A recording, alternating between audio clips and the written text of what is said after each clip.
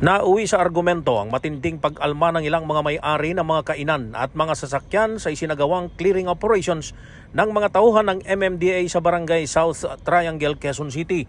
Ito ay dahil sa pinagtitikitan ng mga MMDA enforcers ang mga nakaharang na mga sasakyan habang ang iba naman ay pinaghahatak. Kanya-kanyang tanggal din ng mga kagamitan ang isinagawa ng mga ambulant vendors.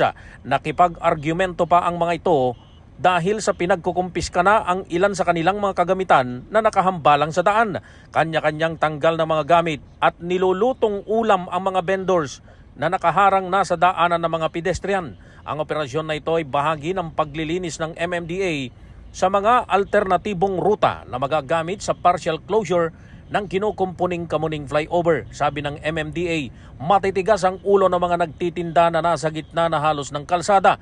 Ang mga nahuli ay ang mga dati na ring nahuli nung nakarang linggo at pinagbawalan ng magtinda pero deadma ang mga ito sa pakiusap ng MMDA. Pinangunahan ni na MMDA General Manager Procopio Lipana, MMDA Strike Force Head Gabriel Go at MMDA Assistant General Manager David Angelo Vargas ang muling operasyon na ito. Gihit ng MMDA, hindi sila magsasawang manghuli araw-araw ng sinumang mga magsisilbing harang sa mga kalsada na dapat ay nagagamit ng mga motorista.